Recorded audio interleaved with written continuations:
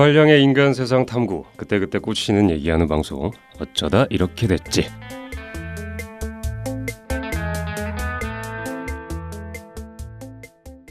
안녕하세요.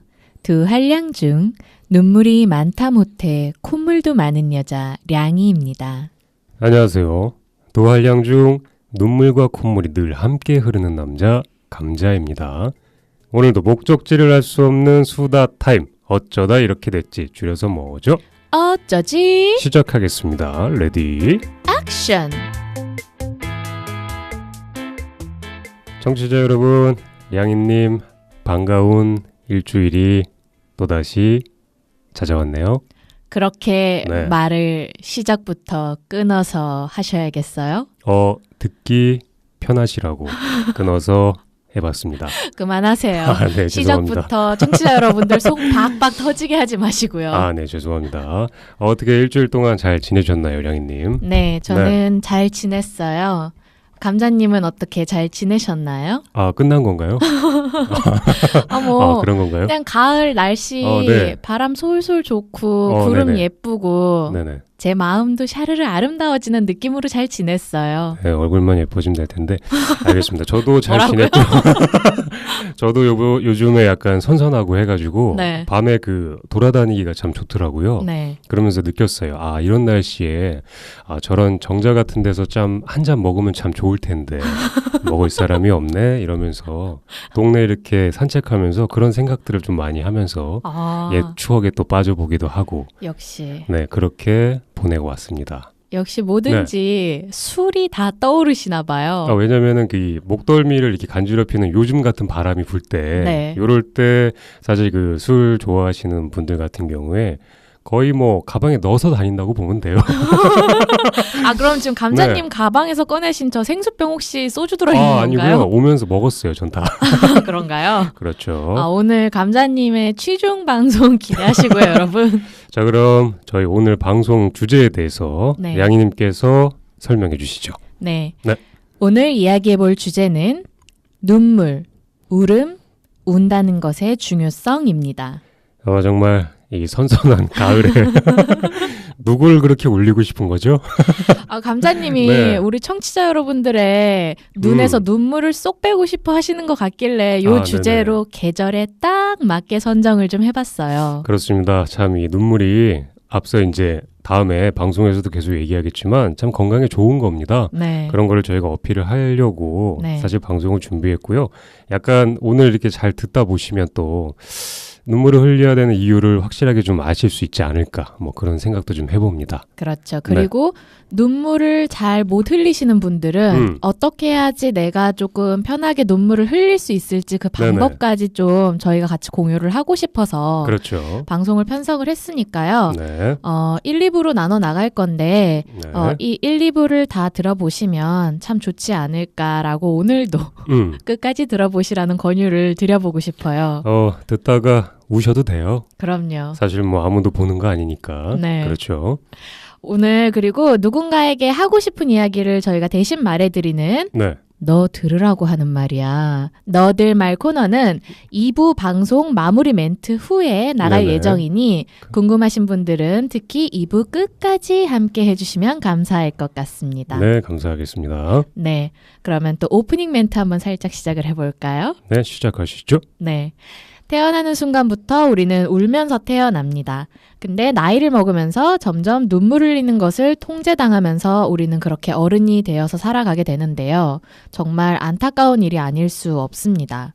오늘은 우리에게 가장 친숙한 단어이면서도 참 쉽지 않은 그 이름, 눈물 그리고 울음에 대해 다양한 이야기를 여러분들과 나눠보도록 하겠습니다. 자, 그럼 저희 오늘 눈물에 대해서 이제 얘기를 할 텐데 간단하게 저희 눈물에 대한 정의 아닌 정의라고 하죠. 네. 이런 걸 한번 짚고 넘어가는 네. 그 시간이 좀 필요할 것 같아요. 양님께서 한번 설명해 주시죠. 네. 눈물이란 무엇인지. 네. 눈물은 체액의 한 종류로 눈을 보호하고 청결을 유지하기 위해 눈물샘에서 분비되는 물질입니다. 네. 모든 포유류는 눈의 보호를 위해 눈물을 분비를 하는데요. 이게 가장 우리가 기본적으로 과학적인 지식에서 눈물이라고 말하는 눈물이 되겠고요. 그렇죠. 어떤 기계나 화학 혹은 통각적 자극에 의해서 눈물이 나오기도 하는데 몇 가지 예를 들면 강한 자외선이나 눈에 이물질이 들어가거나 양파를 썰 때 같은 이런 경우들에 의해서 또 눈물이 나는 자극에 의한 눈물이 있어요. 누가 이렇게 손가락으로 네. 눈 찔릴 때도 나잖아요. 그렇죠. 네. 강한 자극. 왜 저를 그렇게 찌르고 싶은 눈으로 아니, 쳐다보세요? 그런 게 아니라 네. 눈물 한번 내게 해주고 싶었어요. 정말 시작부터 또 슬슬 건드리기 시작하는데 마저 설명해 주십시오. 오늘 누가 먼저 우는지 한번 해볼까요? 설명해 주세요. 어쨌든 지금까지는 눈물에 관한 가장 기본적인 과학 상식이었고요. 네. 지금부터 우리가 오늘 다룰 눈물에 대해서 말씀을 드릴 거예요. 우리 오늘 과학 지식 방송, 건강 방송 할 거 아니고요. 우리가 감정적으로 흘리는 눈물에 대해서 얘기를 할 건데, 포유류 중에서도 특히 사람의 경우에 감동이나 슬픔 같은 감정적 자극으로 인한 감정의 변화에 의해 눈물을 흘리기도 하죠. 그렇죠. 문학에서는 울음과 같은 의미로 사용되기도 하는데요. 오늘 우리가 눈물에 대해서 다룰 내용도 바로 이 감정에 대한 눈물, 정서 발생에 의한 눈물, 기쁘거나 슬프거나 아파서 눈물을 흘리면서 소리를 낼 때를 말하는 그 울음에 대해서 얘기를 해볼 거예요. 아주 좋네요. 네. 그럼 이렇게 약간 울음의 사전적 정의 같은 게 저는 약간 궁금한데 뭐라고 약간 단정 지을 수 있을까요? 그게 방금 제가 네. 말씀드린 기쁘거나 슬프거나 아파서 눈물을 흘리면서 소리를 낸다. 이게 사전적인 정의더라고요. 아파서 소리를 내면서 대성통곡을 한다. 네. 이것도 약간 울음에 들어가는 거네요. 그리고 그냥 뭐 이렇게 우는 것도 운 건가요 지금? 찔찔 짠 거죠 방금은. 그렇죠. 네. 그것도 울음에 속하는 거죠. 네. 소리 없이 우는 것도 울음에 속하는 거고요. 네, 참 그렇죠. 다양한 울음이 가지고 있네요. 네. 네. 이게 제가 이걸 좀 눈물에 대해서 찾아보다가 네. 발견한 재밌는 얘기가 있더라고요. 음. 얼굴의 감각이나 일부 근육 운동을 담당하는 제5뇌 신경인 3차 신경이라는 게 있는데 몇 차요? 3차요. 3차요. 네. 네. 그게 반사적 눈물하고 깊은 관련이 있대요. 그 반사적 눈물이라는 게 아까 말씀드린 그 어떤 자극에 외부적인 의한 자극. 그런 눈물인데 3차 신경이 끊기면 반사적인 눈물을 흘리지를 못한대요. 그럼 외부적으로 누군가가 내 눈을 손가락으로 찔러도 네. 이 신경이 끊어진 상황에서는 눈물은 안 나오고 대신 짜증은 좀 나겠네요. 그런가 봐요. 근데 되게 신기하네요. 네. 근데 여기서 이게 재밌는 게 3차 신경이 설령 끊겨서 그 반사적인 눈물을 못 흘리게 되는 상황이더라도 네네. 본인이 어떤 정서적인 이유로 울음을 울 경우에는 눈물이 나온다고 해요. 그 신경이 제거가 돼도 다른 쪽으로 자극을 받았을 때는 또 울음이 나올 수 있는. 좀 신기한 것 같아요. 신기하네요. 그러니까 외부적인 자극으로 눈물을 흘리는 선이 하나 있는 거고 내 안에서부터 감정적으로 반응해서 울음을 터트리게 하는 그 선이 이제 있는 건데 울음이 약간 여러 가지 선으로서 나눠서 이렇게 울 수 있는 방법이 있는 거네요. 그런가 봐요. 이거는 저도 이제 뭐 자세하게 찾아본 건 아니라서 요 정도까지만 들었는데 좀 신기하다. 어떻게 굉장히 신기하네요. 같은 눈물샘인데 이게 가능하지 싶더라고요. 그 약간 울게 하는 그 약간 통로나 방법 같은 게 단순하게 약간 하나라고 생각할 수도 있는데 그게 아니라 여러 갈래로 나눠져 있다고 생각하니까 약간 좀 재밌네요. 네. 네. 더 많이 궁금하신 분들은 큰 안과 가서 의사 선생님께 물어보시고요. 알겠습니다. 네. 네. 감자님은 눈물이 좀 많으세요? 좀 잘 우시나요, 평소에도? 눈물이 많아요. 그래요? 네, 눈물 진짜 많고요. 네. 예전에 저희 약간 아버지 세대도 그렇고 다 그런 말씀 하시잖아요. 네. 예전엔 안 그랬는데 나이 먹으면서 약간 눈물을 많이 흘리더라. 저도 그 말에 공감이 되게 많이 돼요. 약간 감정이 약간 말랑말랑해지기 시작하면서 여러 가지 것들을 공감하기 시작하면서 별거 아닌 것에 어느 순간부터 제가 많이 눈물을 흘리고 있더라고요. 양희님은 어떠세요? 많이 우는 스타일이세요? 아니면은 저요? 괜한 질문을 한 것 같아요. 뭐 굳이 제가 말씀을 안 드려도 다들 예상을 하실 텐데 저야 뭐 공기가 스쳐도 울잖아요. 정답이에요. 요즘 특히 바람만. 요 가을 날씨, 요 가을 바람만 스쳐도 오늘도 아침에 일어나서 하늘에 구름이 너무 예쁜 것만 봐도 눈물이 꿀렁꿀렁 올라오더라고요. 나무에 낙엽이 떨어져서 으스러지는 것만 봐도 그렇게 슬퍼가지고 낙엽이 으스러지기까지 하면 너무 세상에, 가슴이 어쩌면 아프죠. 그럴까? 큰일 났네요. 약간 그러면 약간 양님도 눈물이 많고 저도 어떻게 보면은 이제 저는 시간이 지나면서 눈물이 좀 많아진 케이스인 거고. 네.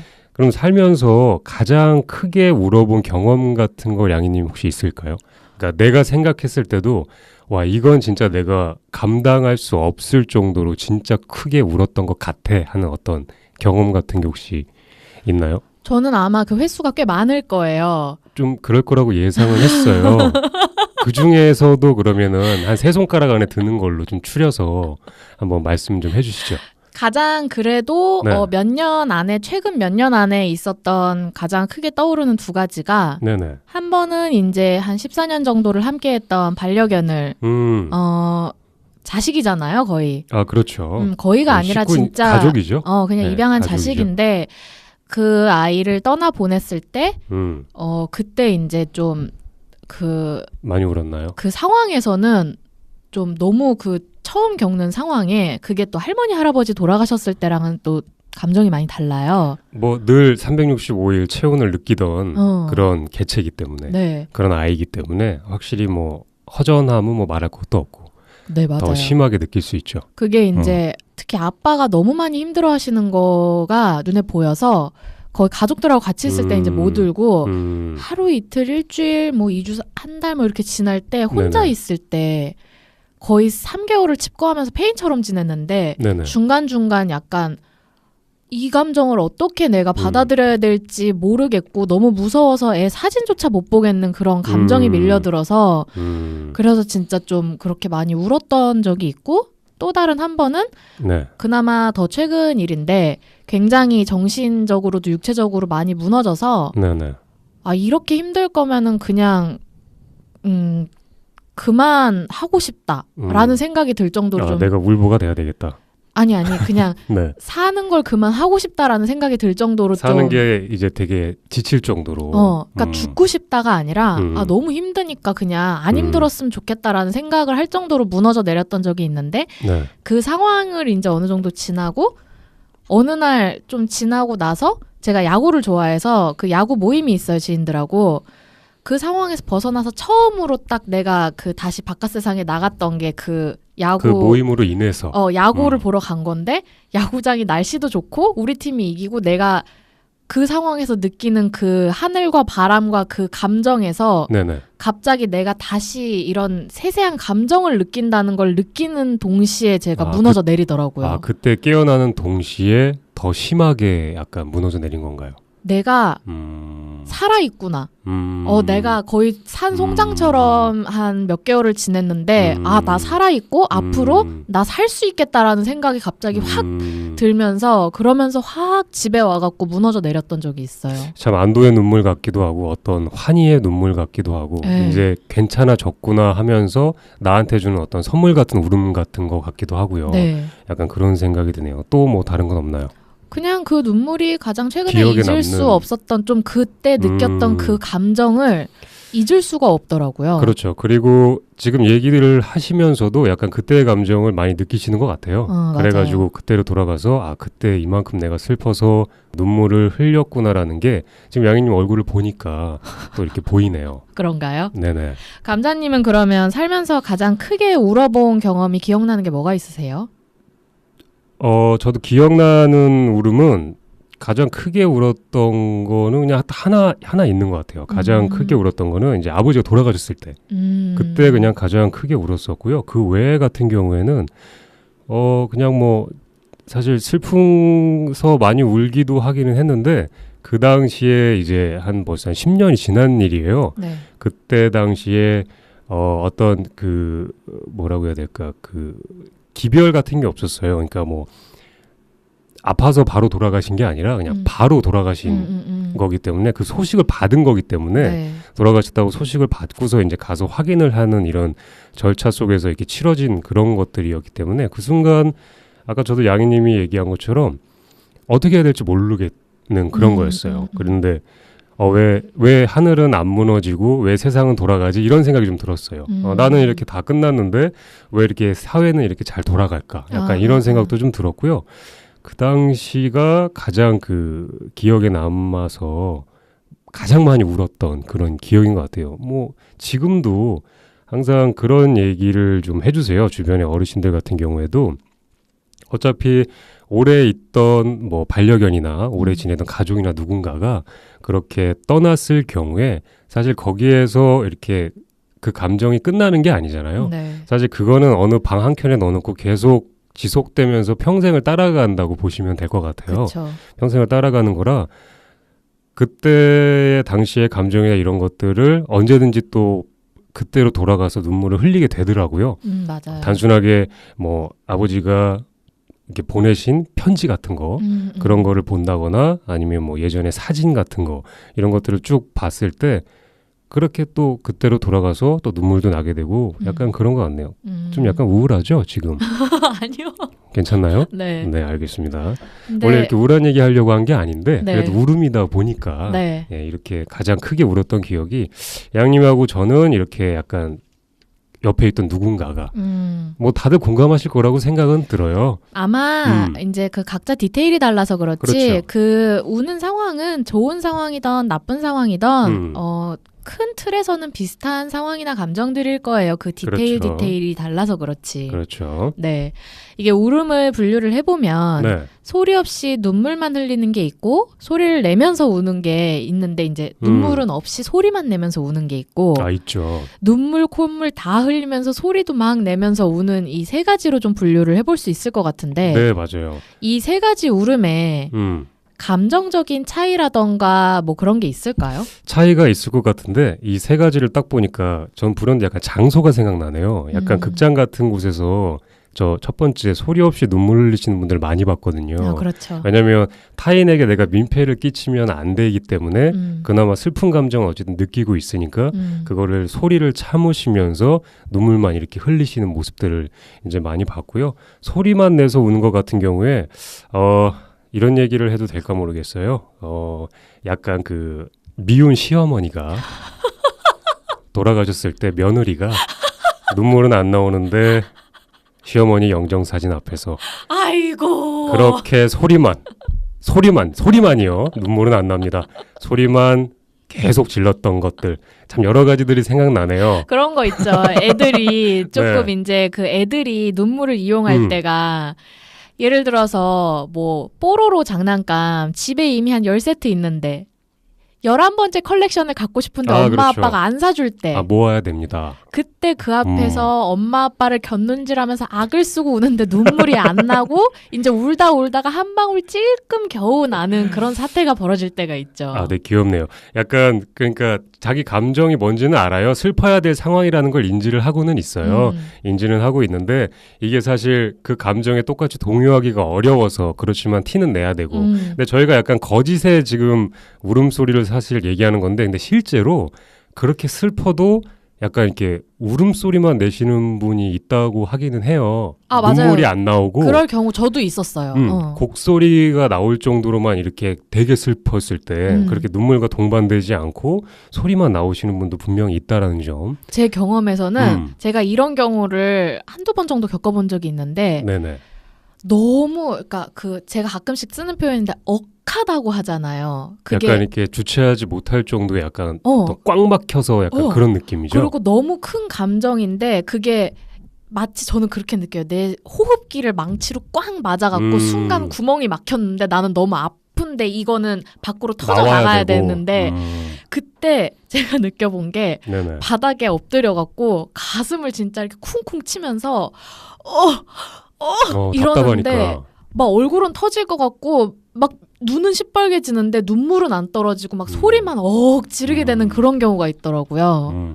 되게 극심한 어떤 스트레스나 약간 내가 감당하지 못할 감정이 동반되었을 때 맞아요. 사실 이렇게 약간 오는 것 같아요. 네, 이렇게 오게 되고 저 세 번째 마지막으로 약간 눈물 콧물 흘리면서 소리까지 동반하는 그러니까 모든 걸 다 같이 하는 거죠. 사실 주변에 많이 보이기도 해요. 많이 보이기도 하고 저 같은 경우에 약간 지인 같은 분들이 이제 사귀던 애인과 이렇게 헤어졌을 때 근데 그 헤어짐의 과정에서 굉장히 억울하게 헤어질 때가 있어요. 어떤 이별의 통보같이 단순한 게 이제 딱 잘라서 그만해라고 했는데 이제 내가 싫어서 헤어지면 괜찮은 건데 네. 나랑 떠나는 제가 너무 잘 살 것 같아서 그래서 대성통곡하는 거를 제가 몇 번 보긴 했는데 그때 약간 이렇게 술에 취하셔가지고 온갖 이물질과 함께 그 소리들이 밖으로 새어나오는 그런 모습을 보고 나면 근데 신기하게도 그렇게 한번 딱 울고 났을 때 저희 이 세 가지 지금 얘기하지 않았습니까? 네. 소리 없이 눈물만 흘리는 거, 소리만 내며 우는 거, 눈물, 콧물 흘리면서 소리도 내는 거. 가장 후련한 건 아무래도 3번이죠. 맞아요. 네, 3번이고 첫 번째, 근데 양희님이 말씀하신 것처럼 3번이 맞는데 1번, 2번도 해소는 돼요. 그렇죠. 네, 해소는 되는데 그 중에서도 그때 내 감정이 가장 많이 충실해서 나오는 게 그래도 가장 3번에 가깝다라는 생각을 좀 해보네요. 맞아요. 이게 내 감정과 맞지 않게 어떤 상황 때문에 저렇게 뭐 소리 없이 눈물만 흘려야 되거나 이런 경우도 있고 그렇죠. 그리고 이제 감정 자체가 다르기도 한 것 같아요. 맞아요. 저렇게 차분하게 눈물만 흘리게 되는 감정이 있고 그렇게 막 억한 감정이 있고 눈물 콧물 그냥 막 응 하는 감정이 있는데 이게 보면은 성격에 따라서 또 그 감정과 상관없이 그쵸. 본인의 캐릭터에 따라서도 우는 방식이 그냥 어느 하나로 고정되어 있으신 분들도 있는 것 같아요. 맞아요. 네. 만약에 타인의 눈치를 내가 좀 본다거나 네. 내가 어떻게 보일지 내 행동 하나하나가 다른 사람이 봤을 때 과연 어떻게 평가될지가 만약에 두렵다면 저렇게 소리 내서 운다는 거, 눈물, 콧물까지 다 운다는 거가 굉장히 좀 어려울 것 같아요. 그런 경우에 상상도 할 수 없는 일이죠. 저희 그런 거 있지 않습니까? 졸업식 날 제 친구들이 다 하늘을 보고 있는 거예요. 왜 하늘을 보냐면 눈물은 나는데 네. 자기네들끼리 약간 이렇게 어울려서 노는 애들끼리 친하니까 네. 그 울음 떨어지는 걸 보이기 싫은 거예요. 그래서 다들 한 명은 동쪽, 서쪽, 남쪽, 북쪽을 보면서 그렇게 하늘을 보면서 뭐라고 중얼중얼 거렸던 기억이 좀 있어요. 고등학교 때. 왜냐면 슬픈 건 아는데 그게 바로 그런 거죠. 여기서 내가 눈물을 흘리면 찌질이가 될 걸 알아요. 진짜 남자애들 사이 안에서. 이게 그렇구나. 네, 찌질이가 될 걸 알기 때문에 평생 놀림각이거든요.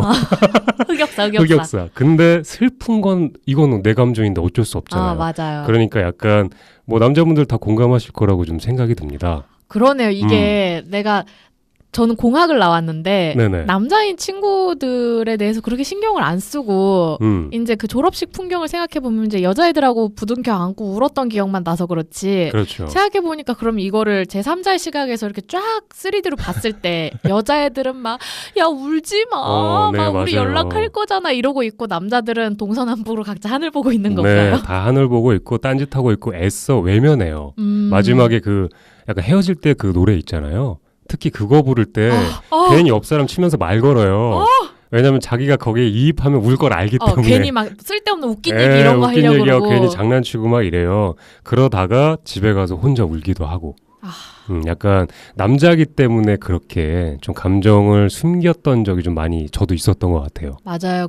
우리나라든 어디 나라든 좀 상대적으로 그 남자들은 좀 울음에 대해서 많이 좀 이렇게 그렇죠. 억압을 받는 그런 정서적인 그 분위기가 있죠. 아마 대한민국 남자가 다 남자가 아닐 거예요. 왜냐면 3번만 울어야 되면 진짜 3번만 울어야 되는 거면요. 한 생후 1개월 때 끝나지 않나요? 1개월이요? 1시간. 아무도 남자이지 않습니다. 그렇죠. 어디서 누가 만들었는지 좀 궁금해요. 그런 말들. 말도 안 되는 그 약간 남자는 태어나서 3번만 울어야 된다라는 것 자체가 약간 그렇죠. 남자는 강인해야 된다라는 거를 상징하는 것 같은데 돈이나 벌어라 이런 거예요? 제가 보기에는 약간 전쟁통에 나온 말이 아닐까. 그럴 수도 있을 것 같아요. 약간 이런 감정을 슬픈 것들, 약한 것들 이런 거를 감추고 당당하게 나가야 된다. 그래서 내 가족을 지키고 뭐 나라를 지키고 이런 식으로 해서 좀 발전한 것 같다라는 생각도 좀 해보네요. 그렇죠. 생각해보면 전쟁통에 우리 와이프랑 딸내미, 아들내미 생각하면서 막 울고 눈물을 때문에 안 보여서 총 못 쏘고 이러면 난리 나는 거잖아요. 그렇죠. 정말 큰일 나죠. 네. 그때 만든 것 같다는 생각이 좀 확실하네요. 네. 네. 이게 이런 얘기를 하다가 보니까 딱 울 때 어떤 상황이 하나가 생각이 났는데 이 여자분들은 아마 공감 많이 하실 거예요. 네. 여자분들은 한번 메이크업을 하면 그 메이크업이 망가지면 안 된다. 이 메이크업이 무너지면 안 된다. 라는 항상 그 압박감에 시달리는데 내가 그렇죠. 풀 메이크업 상태예요. 그럴 때 눈물이 뭐 그게 영화관이 됐던 네네. 아니면 어디에서 무슨 이렇게 어떤 장소에서 내가 울게 됐건 이랬을 때 음. 가능할 때 그런 경우도 있으실 거예요. 눈물이 수직으로 바닥으로 떨어질 수 있도록 고개를 숙이는 고개를 건가요? 완전히 90도 각도로 바닥을 보게 숙여갖고 눈물이 바닥으로 그냥 일자로 뚝뚝 떨어지고 내 얼굴에 어디 눈 밑 애교살에도 못 묻게 만드는 그런 눈물. 왜냐면 눈 화장이 번지니까 번지면 그게 다 수습하기 되게 어렵잖아요. 맞아요. 그리고 약간 그 눈물이 나올 타이밍에 각티슈 같은 거 이렇게 눈가 밑에다가 이렇게 대시고 딱 이렇게 바로바로 흡수시키시는 분들 있어요. 맞아요. 제가 그걸 좀 많이 봤거든요. 저도 그 본 적이 겨울에 네네네. 이럴 때 특히 얼굴 건조한데 이렇게 울고 나서 바로 세수를 하고 다시 기초 제품을 바를 수 있는 상황이 아니면 얼굴이 그것 때문에 되게 건조해져요. 그렇죠. 그럴 때 이제 눈물 나면 눈 밑에다가 영화관에서 영화 볼 때도 휴지를 바로 이렇게 대고서 봐서 계속 맞아요. 휴지에 흡수되게 하거나 맞아요. 이게 그 90도 각도로 숙여갖고 눈물 수직으로 떨어지게 울 때 되게 기분이 묘해요. 나는 지금 이런 감정을 느껴서 못 참아서 울고 있는데 내가 하는 짓거리를 보고 앉아있자니 이게 뭐 하는 짓인가 싶고. 되게 눈물 나오는 건 못 맞겠는데 네. 이 후에 벌어질 상황을 내가 지금 걱정을 하고 우는 거잖아요. 그 와중에 내가 내 메이크업 걱정을 하는 게 이게 참 되게 어떡하다 이렇게 됐나요? 좀 안타깝네요. 어쩔 수 없어요. 메이크업이라는 게 그런 겁니다. 그렇죠. 여성분들은 참 그렇게 뭔가 이제 화장이나 이런 것들 좀 번질 때 번지는 걸 좀 막기 위해서 그렇고 남자분들은 약간 내가 울었을 때 나약해 보일까봐 이런 것들이 누군가한테 놀림거리가 될까봐 맞아요. 학교 다닐 때 그렇잖아요. 막 싸우다가 울면 지는 거예요. 그랬잖아요. 예, 약간 막 싸우다가 아무리 피가 나도 안 울면 걔는 인정해줬어요. 남자들의 세계는 또 그런 게 있구나. 예, 약간 그랬어요. 근데 한 대 맞았는데 울어요. 우는데 막 싸워요. 근데 우는 애는 그냥 진 거예요. 지금 순간 네. 영화의 한 장면이라고 생각을 해봤는데 때렸는데 운다. 그 사람은 주인공이 될 수 없죠. 그 영화에. 절대 될 수 없어요. 아무리 맞아도 만약에 안 울어요. 그러면 뭔가 인정이 돼요. 뭔지 알겠어. 뭔가 맷집은 좋은데? 약간 이런 느낌. 이거 뭔가 있는데? 뭔가 있는데 깡다구가 장난 아닌데? 약간 이래서 남자분들이 약간 그런 식으로 어릴 때부터 좀 억눌림을 당한 거 아닌가. 또 이런 생각도 좀 해보고요. 그럼 저희가 약간 잘 못 우는 사람들도 있잖아요. 그렇죠. 남자분들을 포함해서 여자분들도 그런 분들 많죠. 그렇죠. 그럼 이렇게 잘 못 우시는 분들은 어떤 이유가 있을까요? 이게 그냥 그 남자분들하고도 비슷한 이유인 것 같아요. 남자분들은 이제 남자니까 울면 나약한 거야. 울지 말아야 돼. 강인해야 돼라는 압박이 있고 전체 사회적인 분위기로 봤을 때 특히 어른이 될수록 어릴 때야 그 감정을 표현할 수 있는 능력에 한계가 있으니까 언어나 행동 표현에 한계가 있으니까 그걸로 의사소통을 한다고 인정을 해주지만 특히 우리나라 사회에서는 어릴 때부터도 말로 해. 엄마가 알아들을 수 있게 얘기해. 울지 마. 뚝. 울지 마. 너 지금 여기서 울어? 엄마 창피하게? 이런 얘기 많이 듣잖아요. 갑자기 생각나는 그 캐롤 있지 않습니까? 울면 안 돼, 울면 안 돼. 아시죠? 소름. 울면은 산타 할아버지가 선물을 안 주신대. 참 이 동요만 봐도 어릴 때부터 저희가 울음이라는 거, 내가 눈물을 흘린다는 거, 이 과정과 이런 생각 자체가 나약해 보이고 안 좋다라고 인식을 그냥 하고 있는 것 같아요. 그니까요. 그리고 울음이 누가 보이는 곳, 더군다나 공공의 장소나 이런 곳에서 우는 건 더 안 되는 거죠. 만약에 약간 그런 거 있어요. 어릴 때 그렇잖아요. 막 내 아들이나 내 딸이 밖에서 막 울고 있으면 그 우는 자식을 혼내요. 울지 말라고. 그 우는 모습이 부모가 자기 자식이 우는 모습이 창피해서 더 옛날엔 더 심했어요. 그렇죠. 그리고 상황이 난감하니까. 상황이 난감하고 또 다른 사람이 봤을 때 그게 그러니까 의식이 되는 거죠. 내 자식이 막 우는 그 모습이 다른 집이나 이런 다른 사람들이 봤을 때 나약해 보일까 봐. 그리고 이제 공공장소에서 민폐를 끼친다라는 생각이 내 아이가 왜 우는지에 대한 감정보다 중요한 거죠. 그렇죠. 다른 사람들이 보는 그 시선이 지금 내 아이가 무엇 때문에 저렇게 눈물을 흘리는지보다 더 중요하게 그러니까 저희 사회가 약간 그런 게 아직까지도 많이 있잖아요. 어디나 밖에 나갔을 때 만약에 뭐 백화점을 막 돌아다니다가 내 아들이나 딸이 진짜 뭔가 좋은 거를 막 사달라고 해요. 그럼 엄마가 사실 사주기 되게 어렵죠. 뭐 집에 똑같이 있고 막 이랬을 때. 그렇죠. 근데 사실 그 아이들을 백화점에 데리고 가면 안 되죠. 그렇죠. 처음부터 그렇게 눈을 뒤집히는 애들을 그런 마트나 되게 자극적인 물건들이 많은 곳에 아예 가면은 안 되는 거예요. 맞아요. 데려갈 거면 상황이 내가 얘를 어디다 맡길 수가 없어 데려갈 거면 네네. 이 아이에게 그 상황을 인지시킬 수 있는 준비를 하고 데려가야죠. 맞아요. 양희님 말씀처럼 처음에 얘기를 하고 데려가면 좋을 것 같아요. 지금 우리가 가는 곳이 어딘데 여기서 말고 엄마가 다음에 거기 데리고 갔을 때 사줄게. 여기는 금방 돌고만 오자. 뭐 이런 식으로. 가서도 상황이 발생했을 때 그걸 대처를 할 수 있는 걸 탑재를 하고 가야죠. 아니면 이제 아이가 못 알아들을 상황이 있을 수 있잖아요. 나이가 그렇죠. 너무 어려서. 네. 그럴 경우엔 그런 자극적인 곳을 좀 피해서 동선을 조금 피해서 아니면 그 아이의 눈을 안대로 가리든가 거기에 좀 차단을 시켜서 아이가 떼쓰지 않도록 부모가 좀 관심을 더 가져야 되는 건 아닌가. 지금 듣고 계신 네.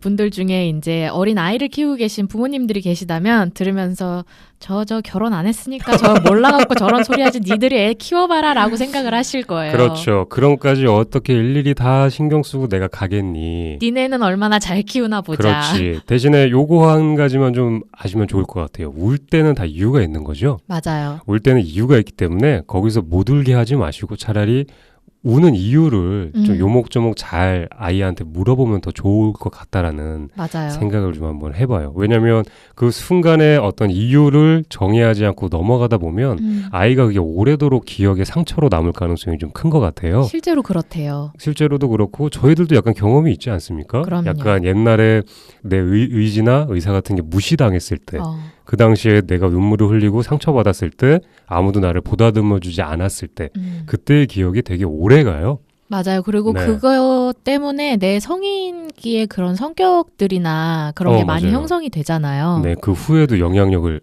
미치게 되잖아요. 음. 그래서 잘 못 우는 사람들 같은 경우에 이렇게 어렸을 때 자기의 감정 표현이 제때 할 말을 해야 되는데 나 지금 슬퍼, 나 지금 울고 싶어, 나 지금 좋아, 나 지금 약간 불편해라는 어떤 되게 단순한 감정 표현 있잖아요.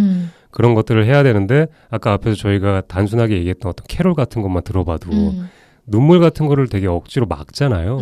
그러다 보니까 이런 것도 막으면 이것도 감정인데 다른 감정도 역시 표현을 잘 못할 것 같아요. 맞아요.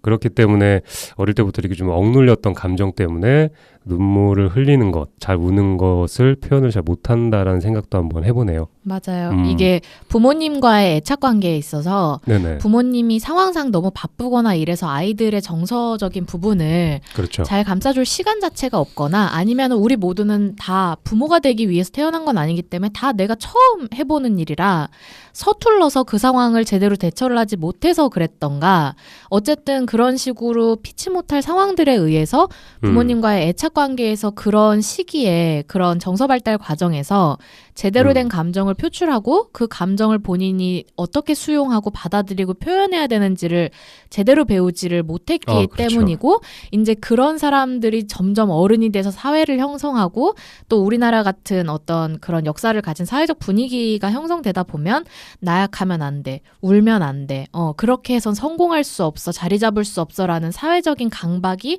계속 그렇게 우리를 울지 못하는 어른으로 만들어가는 거죠.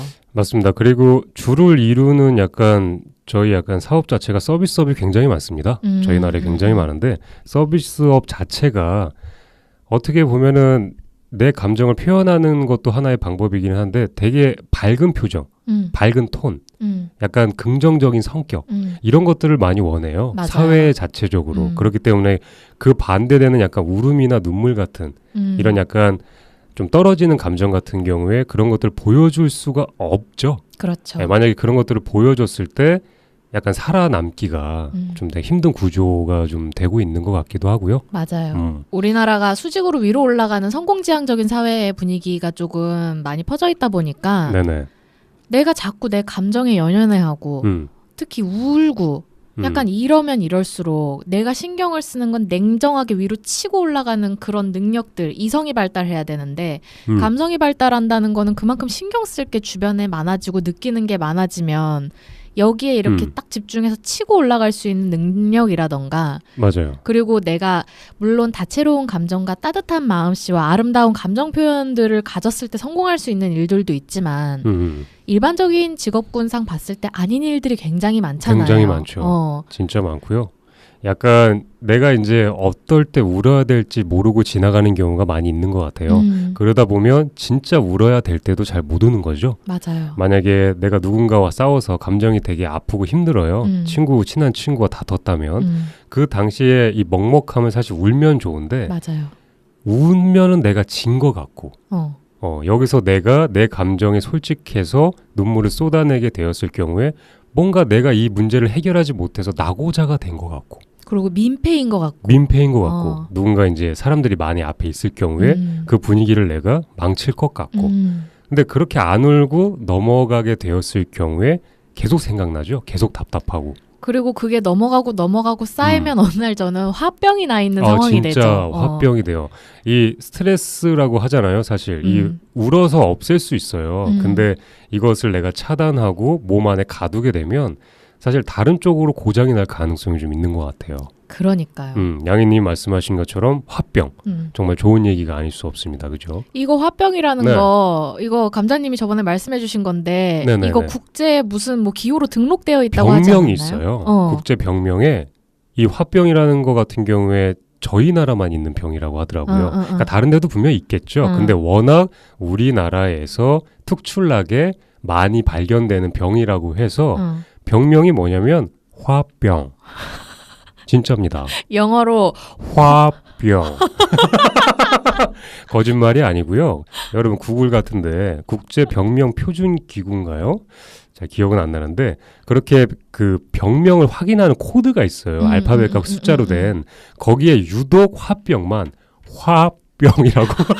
이거 너무 웃긴 것 같아. 너무 웃겨요. 다른 것들은 다 코드로 돼 있습니다. 뭐 A2, 뭐 J 뭐 이러면서 몇 가지 코드 숫자로 돼 있는데 이 화병만큼은 아마 따로 뭐라고 코드로 정하기 어려울 수도 있을 것 같다는 생각을 좀 해봐요. 그러니까 이게 우리나라에만 얼마나 분포도가 높다는 얘기예요. 그러니까 그만큼 너무 눈치 보고 너무 참는 게 일반화돼 있는 것 같아요. 맞아요. 그렇기 때문에 이런 병명까지 생길 정도면 정말 어느 정도겠습니까? 그니까요. 네. 이게 사람이 그냥 아무 때나 정말 말 그대로 찔찔 짜는 찌질이인 거랑 감정에 맞게 제때 잘 우는 사람인 거랑은 굉장히 다르다는 걸 구분을 잘 해야 돼요. 맞아요. 이게 또 잘 운다고 해서 그 사람이 감정 표현을 잘하는 게 아니라 그냥 찔찔 짜는 찌질이들도 있어요. 그냥 뭐만 하면 잉 이러는 찌질이들이 있어요. 잘하네요. 맞아요. 맞아요. 근데 이게 이런 경우가 아니라 내가 감정이 좋아서 울던 아파서던 울 때 내가 맨날 그렇게 찌질 짜는 찌질이의 부류의 인간이 아닌데 네네. 내가 그냥 남들보다 감정 표현을 조금 더 솔직하게 잘 하고 눈물을 제때제때 표출을 하다 보니까 상대적으로 다른 사람들에 비해선 좀 눈물이 많은 것 같이 느껴지고 네네. 한다고 해서 주변에서 야, 너 왜 이렇게 눈물이 많아? 왜 이렇게 약해 빠졌어? 그렇게 해서 뭐가 될래? 넌 네가 얼마나 나약한지 네가 알아야 돼. 이런 식으로 말하는 사람들하고는 그냥 놀지 마세요.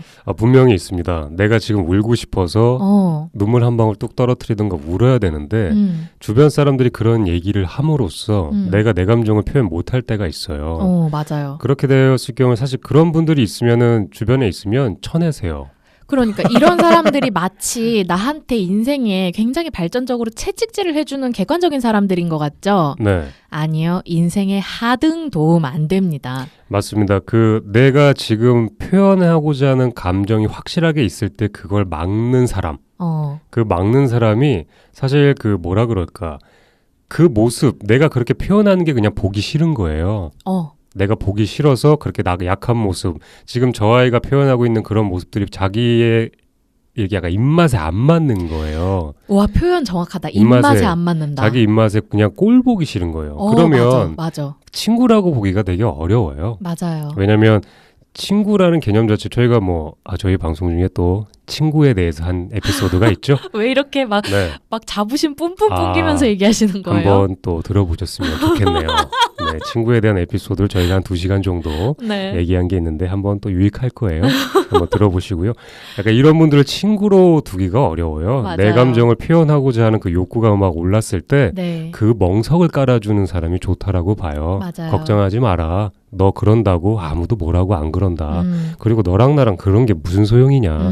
너 화내고 싶으면 화내고 울고 싶으면 울어라. 맞아요. 사실 울어라고 얘기 안 해도 그냥 내가 가만히 있어도 그 사람은 벌써 내가 편한 걸 느끼고 있기 때문에 알아서 맞아요. 울어요. 울 수밖에 없어요. 네, 그냥 가만히만 내가 뭐라도 못하겠으면 그냥 가만히 있으면 우니까 가만히라도 계시면 좋은 친구가 될 수 있는 지름길이겠네요. 맞아요. 네. 이게 연인이던 친구던 뭐 이미 내가 속해 있는 가족은 뭐 이미 뭐 하늘이 정해준 그렇죠. 짝이니까 어쩔 수 없고 그렇죠. 연인이던 친구던 앞으로 내가 만들어 나갈 가족이던 내가 어떤 그런 눈물이던 감정을 표현하는 상황일 때 어떤 방식으로든 내 마음에 귀를 기울여주고 그리고 설령 그렇죠. 내가 자기랑 굉장히 많이 달라서 자기 머리론 이해가 안 가는 감정일지라도 그냥 너는 그렇구나라고 하고 인정하려고 노력을 해주는 사람들을 곁에 두고 함께 인생을 하시는 게 좋지 않나라는 생각이 들어요. 굉장히 좋은 말이네요. 그렇죠. 굉장히 진짜 어디서 와닿냐면 사실 그렇게 감정 표현을 하는 거 어렵잖아요. 내가 울고 싶고 뭐 약간 웃고 싶고 특히나 이렇게 울음 같은 거 되게 어려운 거예요. 근데 그런 사람이 내가 될 수 있다는 거. 내 주변 사람들한테 그 사람한테 굉장히 큰 도움이 된다는 걸 아셨으면 좋을 것 같아요. 맞아요. 이게 상대방을 내가 완전히 이해하고 나랑 다른데 그 감정을 이해를 못할 수는 있어요. 하지만 그냥 그 사람은 이러니까 우는 거고 얘는 이럴 때 이렇게 느끼는구나라고 인정하고 그걸 받아들이려고 노력하는 태도를 보이는 사람을 곁에 둬야 된다고 생각을 해요. 맞고요. 저희가 지금 잘 못 우는 사람들을 지금 얘기를 하고 있는데 네. 어떻게 보면 예전부터 약간 억눌렸던 감정 때문에 못 올 수도 있을 것 같고 네. 주변에서 내가 눈물을 막 흘리려고 하는데 그걸 차단하는 요소 때문에 네. 그래서 내가 내 감정에 솔직하지 못하고 그냥 지나갔던 경험도 좀 많이 있는 것 같고요. 맞아요. 약간 잘 못 웃는 이유가 참 여러 가지가 있는 것 같습니다. 하지만 이런 척박한 환경에서도 또 JQ, 잔머리가 비상하게 발달을 하셔서 네네. 우리가 어릴 때 엄마한테 뽀로로를 하나 더 갖기 위한 거짓 눈물을 흘리는 것처럼 악어의 눈물 같은 건가요? 그 약간 가식적인 가짜 가시의 눈물이요. 눈물. 그렇죠. 그냥 어떤 상황에서든 상대방의 관심과 내가 원하는 리액션이 상대방한테서 나올 수밖에 없게 하기 위한 위해서. 그런 눈물을 흘리시는 분들도 있으니까 여러분 조심하세요. 정말 그 정도면 뭔들 못하겠어요. 내 원하는 걸 위해서 내가 친구나 애인 앞에서 눈물까지 흘릴 정도시면 웬만한 뭐 험난한 건 다 해치실 수 있을 거라고 생각이 들어요. 그런 분들이 네. 바로 사이비 종교 이런 거 만들어서 성공하실 수 있는 분들이에요. 그렇습니다. 이렇게 타인을 잘 이용하실 수 있기 때문에 그렇죠. 되게 멀리해야 되겠네요. 조심하시고요. 네. 네, 이게 우리가 잘 우는 방법을 좀 찾아보려면 일단 그 잘 못 우는 사람의 반대인 그 잘 울고 감정 표현을 잘 하는 사람들에 대해서 좀 얘기를 먼저 해보면 좋을 것 같아요. 잘 우시는 분들 같은 경우 양희님은 혹시 양희님 말고 네. 주변에 잘 우시는 분 혹시 어떤 기억에 남는 분 있나요? 네. 잘 우는 사람 주변에 딱 양희님만 떠오르죠. 이상하다. 나 말고는 없는데 내가 울 때 다들 나 달래줬는데 그럼 뭐지? 누굴 얘기해야 될까? 약간 이런 얼굴이었어요. 순간 머뭇거리더라고요. 아니 네. 사실 어느 정도는 맞아요. 그죠? 내가 제일 잘하는데 내가 울은 대장인데 다른 사람을 얘기하라고? 약간 요런 느낌. 제 주변에 잘 우는 사람이 네. 저 지금 울고 있나요? 너죠? 제 주변에 한 3명 정도 떠오르는 얼굴들이 있어요. 있나요? 네. 근데 희한하게 네네. 제 주변에서 잘 운다고 떠오르는 사람은 다 남자예요. 남자분들이? 되려 제 주변에 이제 여자인 지인이나 친구들은 네네네. 물론 울 때 솔직하게 우는 친구들도 있는데 조금 강한 성격을 가지거나 자존심이 굉장히 센 친구들이 많고 네네. 되려 이제 남자인 지인들이 조금 마음이 여리거나 감정이 풍부한 사람들이 있어서 좀 그냥 그때그때 솔직하게 우시는 분들이 좀 있어요. 그렇군요. 감자님을 포함해서요. 저요? 네. 저도 많이 울죠. 네. 정말 많이 울고요. 약간 그러면 어떻게 보면 이렇게 잘 우는 사람들의 특징에 대해서 한번 뭐가 있을까요? 그렇게 잘 우시는 분, 저를 잘 운다고 했으니까 그럼 제가 얘기하면 되나요? 네. 본인의 특징을 한번 얘기해 보세요. 저는 뭐가 있냐면 제일 딱 생각나는 것 중에 하나는 일단 그때그때 감정 표현을 하지 못하면 저는 이게 막혀요, 가슴 안에가. 그래서 사흘 밤낮을 떼굴떼굴 구릅니다. 너무 잘 알겠어. 네, 정말 미칠 것 같아요. 네. 내가 하고 싶은 말 못하거나 내가 울 때 제대로 못 놀거나 이랬을 경우에 저는 그것 때문에 아무것도 할 수가 없어요. 나랑 똑같아. 네, 그래서 모든 얘기를 해야 돼요. 만약에 직접적으로 높은 사람이나 이런 사람한테 얘기를 못할 경우에도 전 돌려서 얘기해요. 맞아? 어떻게든지 맞아. 알아들을 수 있게끔. 맞아. 그리고 눈물도 저는 똑같고요. 되게 슬픈 감정이 있었을 때 조금이라도 약간 눈물이 글썽여야 그때 좋지. 뭔가 거기서 억지로 참으려고 해봤자 어차피 제가 티가 많이 나기 때문에. 그러니까 사실 따지고 보면 이렇게 울음을 잘 표현하시는 분들 같은 경우에는 그것을 내가 표현하는 그 방법 같은 거를 잘 알고 있다라고 생각을 해요. 내 맞아요. 감정의 표현을 알기 때문에 그때그때 또 눈물을 잘 흘릴 수 있는 거 아닌가라는 생각을 좀 해봅니다. 감정을 잘 표현할 수 있기도 하고 일단 감정이 좀 깨어있고 오감이 열려있으신 분들 네네. 그리고 좀 마음이 열려있는 분들이 이렇게 좀 잘 우는 특징이 있고 그렇죠. 그리고 이제 감자님하고 저하고 갖고 있는 특징이기도 한데 네네. 내 감정을 솔직하게 결국은 그게 언제가 됐던 표현을 못하면 화병 나서 죽을 것 같으신 분들 네, 맞아요. 답답해서. 이런 분들은 음. 내가 그 적시적소에 못 울면 나중에 어디 산에 올라가서라도 소리 지르면서라도 울어야 되는 성격이기 때문에 맞아요. 다른 쪽으로라도 풀어야 해소가 되는 성격인 거예요. 그렇게 또 자라왔다라고 좀 생각해 볼 수도 있을 것 같아요. 맞아요. 어려서부터 내가 이렇게 뭔가를 막 떼써서 가진다라는 개념이 아니라 그때그때 표현하는 법을 좀 배웠다고 생각을 해요. 사랑도 좀 받았고 사랑도 줄 줄을 알고 내 감정이 이렇게 슬프거나 기쁠 때 그런 말들을 타인에게 해줄 줄도 알고 수고했다, 고맙다 맞아요. 이런 것들도 아주 단순한 거지만 이 단순한 것도 못 하시는 분들이 굉장히 많아요. 맞아요. 그렇기 때문에 그 단순한 말이 안 나가는 건 그만큼 내 안에서 뭔가가 참고 있다는 개념이고 이 단순한 것들이 아무 꺼리낌 없이 밖으로 더 나가시는 분들 같은 경우에는 내 감정 표현도 쉽게 밖으로 더 나갈 수 있어요. 맞아요. 근데 밖으로 다 나가서 내 감정을 다 보여줘야 주변 사람한테 좋아요. 맞아요. 그래야 주변 사람들이 아, 저 사람은 저렇구나, 이 사람은 이렇구나 하니까 오히려 더 나를 맞춰줄 가능성이 크니까요.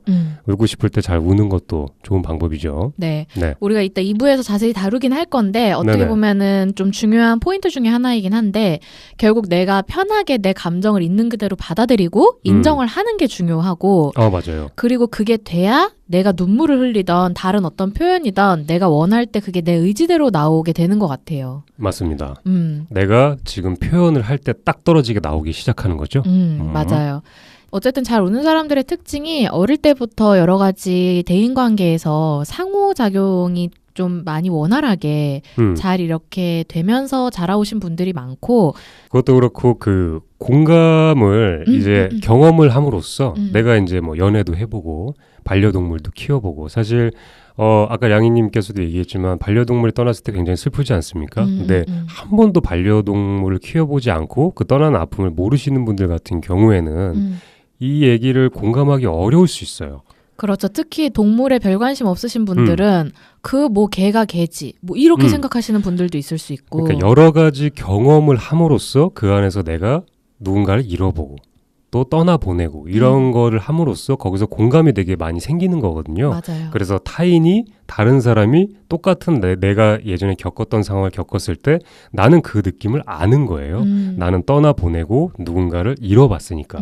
그러니까 거기서 눈물이 나올 수밖에 없는 거죠. 맞아요. 그래서 많은 경험과 그 후에 공감을 함으로써 눈물이 또 많이 생기는 것 같아요. 맞아요. 이게 꼭 어릴 때 부모님과의 애착관계에서 그게 조금 부족했다고 하더라도 내가 부모님하고 어릴 때 그게 안 됐다고 해서 내가 영원히 그렇게 살아야 되는 건 아니잖아요. 그렇죠. 그렇기 때문에 자기가 성장을 해오면서 성인이 돼서 살아가는 과정 속에서 자기가 지속적으로 겪는 환경에 의해서 또 그런 감정이 열리고 닫히고가 반복이 되면서 쌓이기도 하는 것 같고 어느 정도 유전적으로 타고나는 성향도 좀 무시할 수 없지 않나라는 생각도 들어요. 그렇죠. 예. 유전적 부모님이나 이제 아버님께서 집에 뭐 단순하게 6시 내 고향만 모셔도 우신다. 이거는 뭐 거의 울보예요, 내가. 그렇죠. 그 타고나는 그 기질이 있어요. 그런 분들이 있어요. 한참 신난 예능을 막 보시다가 예능에도 약간 새드한 컷이 좀 들어가잖아요. 맞아요. 갑자기 맞아요. 막 웃다가 또 우시는 분들도 있어요. 맞아요. 그 백그라운드가 좀 슬픈 음악이 깔리면서 할 때. 그러니까 그런 것도 다 양희님이 말씀하신 것처럼 내리사랑으로 담는 거죠. 맞아요. 네. 저희 엄마가 막 그렇게 막 순정적인 성격에 눈물이 많고 이래 보이진 않아요. 저희 네네네. 엄마는 굉장히 장군감 같으신 분이라서. 네네네. 근데 엄마는 항상 저한테 그래요. 너는 왜 이렇게 애가 눈물이 많아? 난 진짜 이해가 안 돼. 왜 울어? 이래요. 엄마를 가만히 관찰해보면 내가 왜 울까? 엄마를 닮아서가 아닐까? 내가 울면 너는 왜 그렇게 눈물이 많아? 라고 하면서 보면 엄마도 시덥잖은 거에 나 미치겠어. 막 이러면서 우시는 걸 볼 때 내가 누굴 닮아서 그럴까라고 물어보고 싶어지더라고요. 그렇습니다. 따님이 이제 우는 게 너무 사실 좀 자주 울잖아요.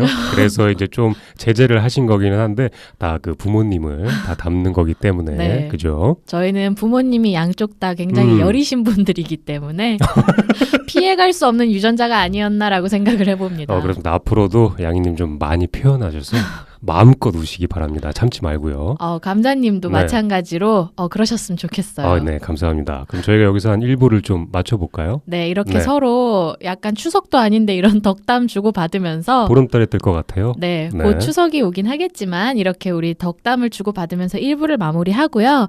우리 2부에서는 우리가 왜 울어야 하는지 그리고 감정에 맞게 제대로 울고 나면 좋은 점이 뭐가 있는지와 가장 중요한 또 제때 눈물을 잘 흘리고 잘 울 수 있게 되려면 내가 어떤 방법으로 조금 연습을 해야 내가 그러지 못했던 내가 그렇게 울 수 있는 사람이 되는지에 대해서 이야기를 또 나눠볼 테니까 우리 네. 2부에서 또 만나요, 여러분. 조금만 이따 봐요. 네, 2부에서 만나요.